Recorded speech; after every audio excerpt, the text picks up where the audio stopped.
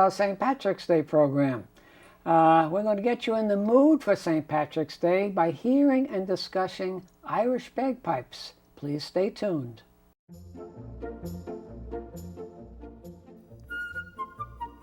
Welcome to The Better Part, a program that encompasses a diverse spectrum of topics important to our community, which we hope will both inform and entertain you. We invite you to sit back and enjoy the program.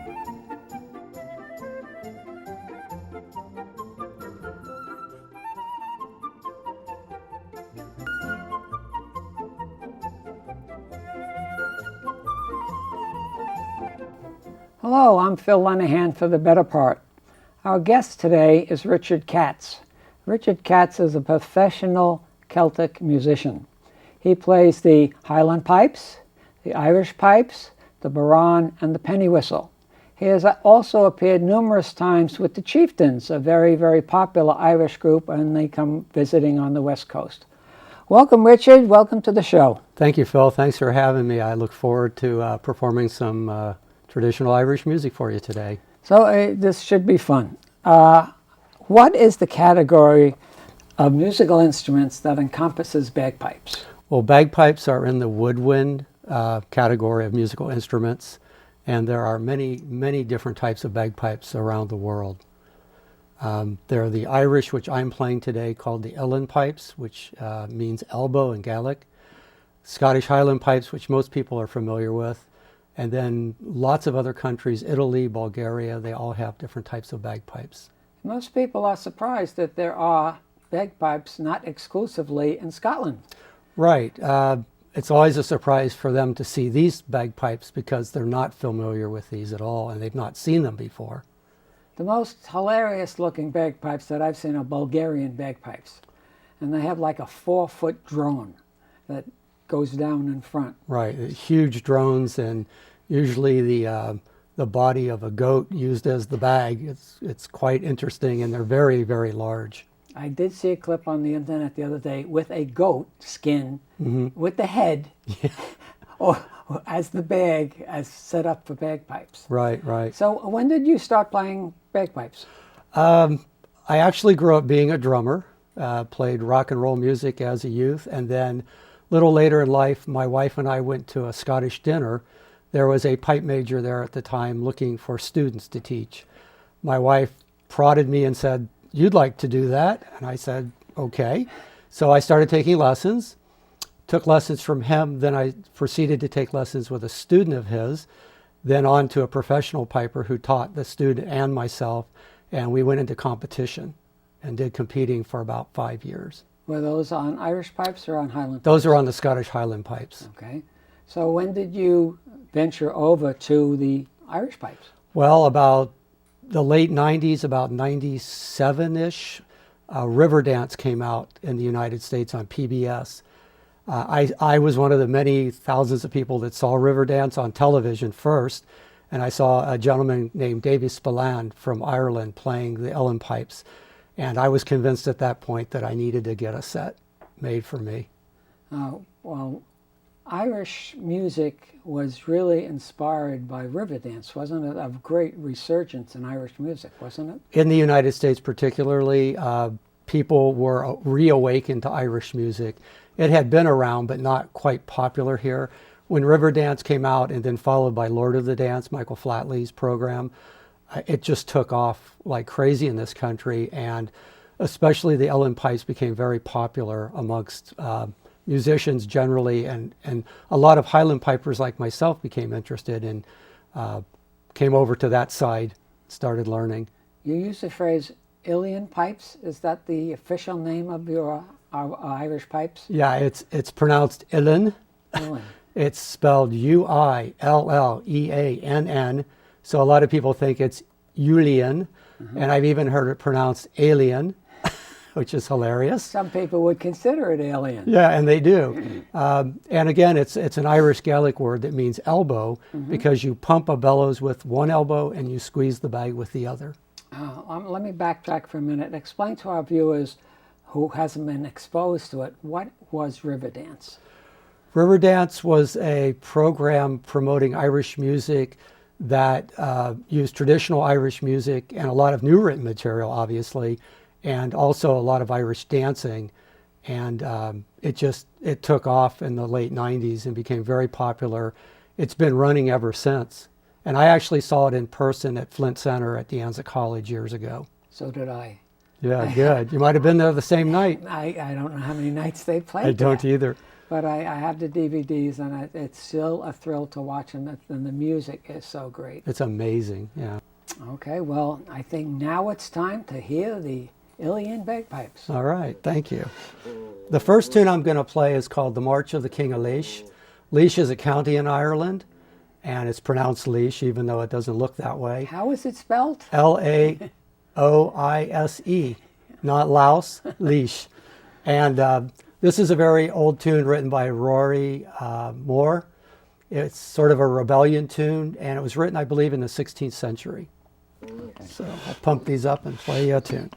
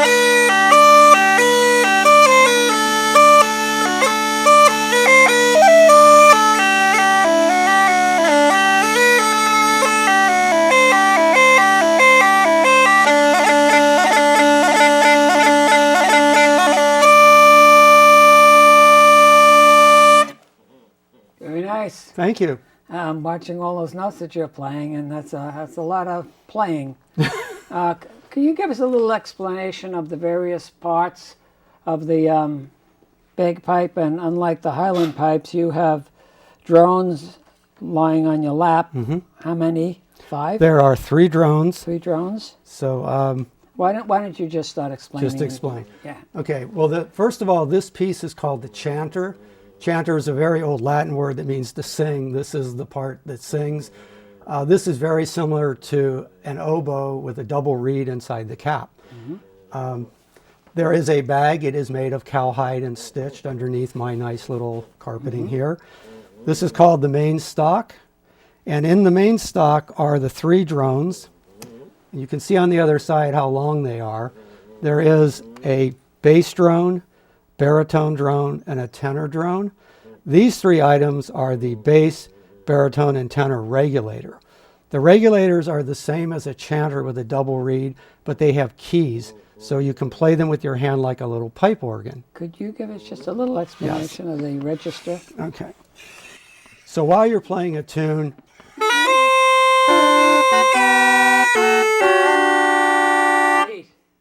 and then the idea is with the pipes up here, you're playing in your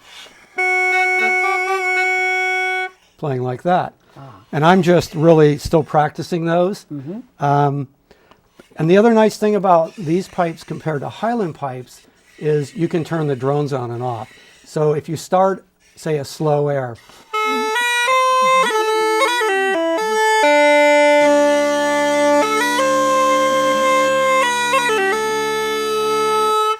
I can turn them on and off with my wrist, That is nice. which is a really nice feature. The only way I can turn the Highland pipes off is with rubber plugs. Well, I always tell people when I'm playing the Highland pipes, first of all, they'll come up and want to talk to you, so you just have to stop. Right. And I always tell them it's a constant sound. To stop them is to stop playing Yeah. for the drones. It's interesting if our viewers have heard an odd sound. The bellows does make a little sound in the background as we were talking. It does. That's not a fault of our audio system. There is a valve that makes a nice little grunting little sound grunting if I noise. push on the bag rod. Yes. So I Okay, now, apologize for can that. I get these on Amazon? No, not really. No. You can buy them over the internet.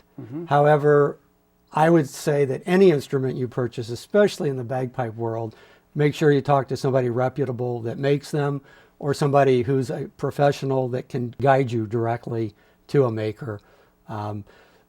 These were custom made for me in Glencar, Sligo, Ireland by a fellow named Charles Roberts. They were made to my specifications, and he did some custom work on these that I asked for. It took about a year to make them. And then I added the regulator parts about a year later. That took another year to make these parts. Then the scary thing is I had to send the whole thing back to Ireland for him to fit these. And it took a couple months for him to send them back. So when you first got them, they were simpler setup? Yeah, Ellen pipes come in 3 configurations. The first is called a practice set. It's the bag, the bellows, and the chanter. Nothing here. Okay. The second setup is called a half set. The half set is the bag, bellows, chanter, and the 3 drones in the stock. This is called a full set. A full set comprises of everything I spoke of, plus the regulators. This instrument is pitched in the key of D, concert D. So I have and can play with symphony orchestras or other musicians. They do come in different keys. They come in D primarily, but they come in C sharp, C, and B. Why would you choose a different key? You would choose a different key to play with different instruments. However, those sets are termed flat set, and flat sets, people that play those primarily play those as solo instruments. They're not easy to play against because of the keys. The D set was developed actually by the Taylor brothers in the United States in the 1800s to help them play on vaudeville stages. They're louder than flat sets, and they're pitched to play with other instruments. Okay. Tell us about your adventures with the Chieftains. Well, the Chieftains. My first encounter with the Chieftains was a concert my wife and I attended at Davies Symphony Hall in San Francisco in 2001. My dream was to meet them. So we were actually eating at a restaurant in a front window and saw Matt Malloy walk by, the flute player. My wife said, "Go catch him."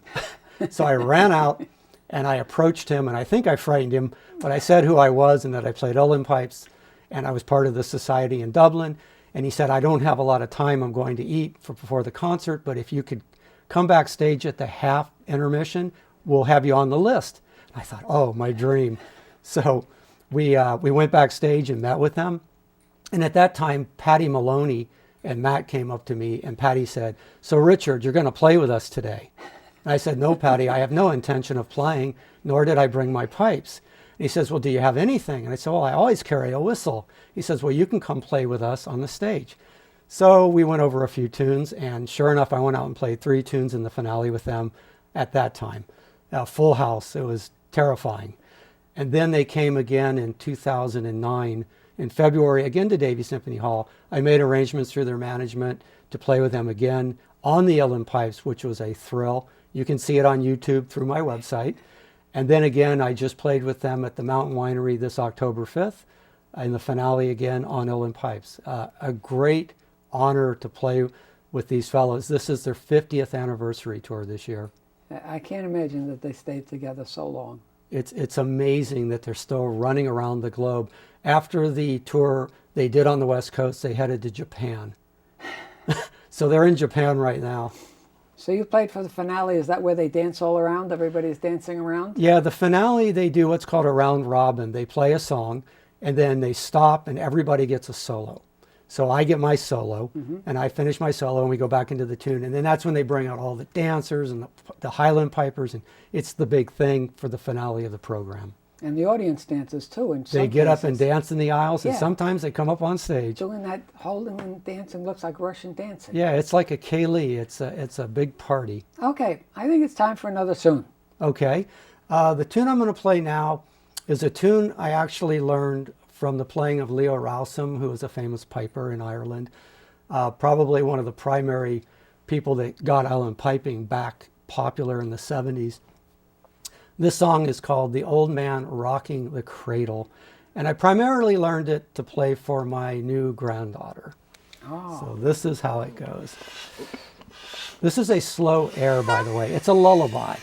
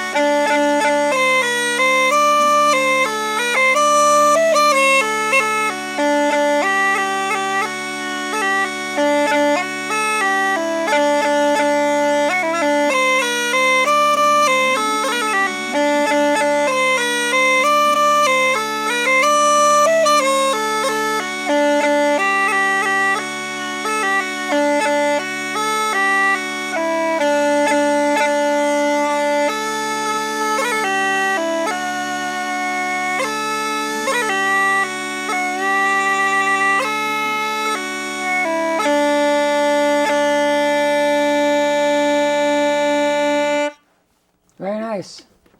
How did your granddaughter like it? Well, I don't know how she likes it because she's only 8 months old. Oh. But my wife says it's her favorite tune now.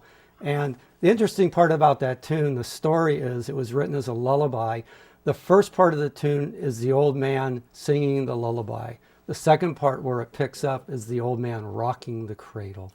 Oh, very nice. Yeah. There is a tune called Rockin' the Cradle, isn't there? There is. Yeah. It's Yeah. a jig? Yeah. Yeah, Rockin' the Cradle. Just briefly review some of the other instruments that you play. Well, I play the Scottish Highland pipes. I play the Irish tin whistle. Only one of them is tin. Mostly they're brass or made out of African blackwood. I play the bodhrán. That is my bodhrán behind us. And just for your education, the word bodhrán in Irish means deaf or dull sounding. That drum was actually made for me in the Orkney Islands of Scotland, custom made. And then the Irish uilleann pipes are the Celtic instruments that I perform on. I don't know whether it's true, but I heard a story about the bodhrán, is that in the winter they used to have their windows covered with a skin in the cottages. Yeah. And when they took them out in the summer, they use them as drums. Is there any truth to that? That's news to me. I wouldn't doubt it, though. Well, with Not all heard these that little, one. always little fairy tales. Yes. Oh, do you also teach? I do teach out of my home. I have taught several Ellen Pipe students, several Highland pipers. I have one student right now taking whistle lessons from me.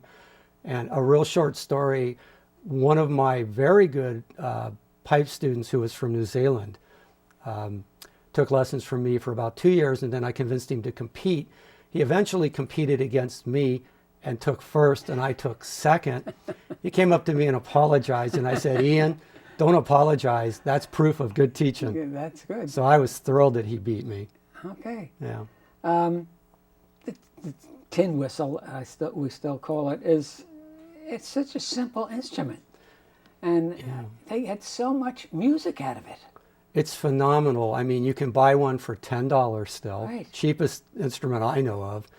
It has 6 holes and unlimited amount of music to be played on it. And it's so emotional and beautiful to play. I saw somebody play in San Francisco. They had a Irish festival on the pier, one of the piers, Fort Mason. Oh, yeah. And she took off on the penny whistle. Yeah. And I couldn't believe it.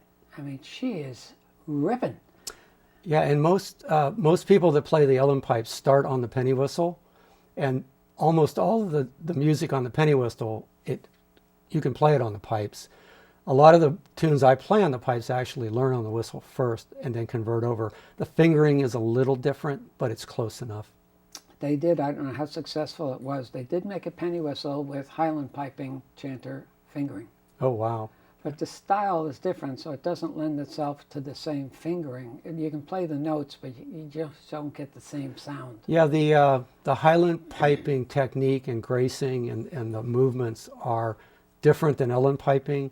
There are a lot of similarities, but their movements, some of them are a lot more complex. It's much more military. The Ellen pipes, Irish music's a lot more free. When I learn a tune, I learn it and then I do variations. I play it how I'm feeling that day. Like a jazz musician. Yeah. And when I play with other Ellen pipers, we may play the same tune, totally different setting, works together, but they're playing it differently than I am with their variations. Now you play around the Bay Area in what's called sessions. First explain what sessions are and then where are they? A session is a gathering of musicians, usually at a pub of some sort. You may know the other musicians, you may not. And you basically call out a tune or start playing. The people that know the tune join in. It's very free form. And I played at sessions, for 15 years at least. The primary sessions I know about are over at C.B. Hannigan's in Los Gatos, and also down at O'Flaherty's on San Pedro Square in San Jose have pretty vibrant sessions going on locally. How do you sit down and play with a bunch of musicians and you have a choice of hundreds of tunes? Is there a standard set of 25 or something? Well, there are session standards that you can be assured if you play, most everybody knows. They're standard melodies that most people have learned. I used to have fun when people came to my session that I ran.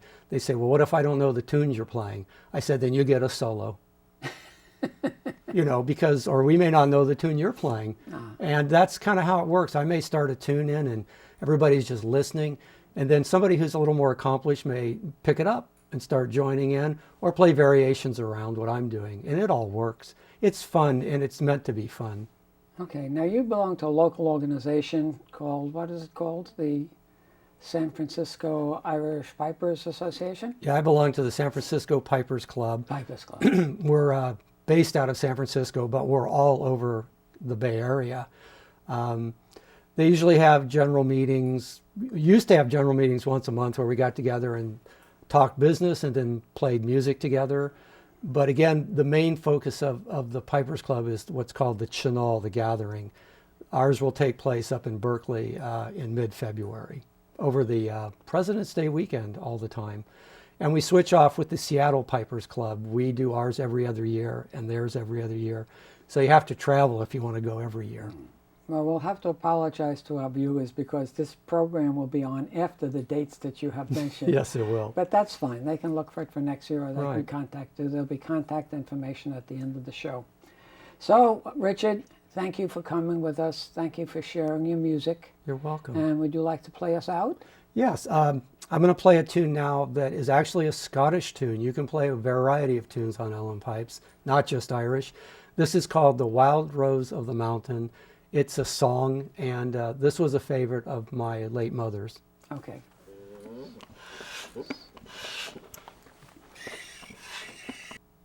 Thank you for joining us for our St. Patrick's Day show.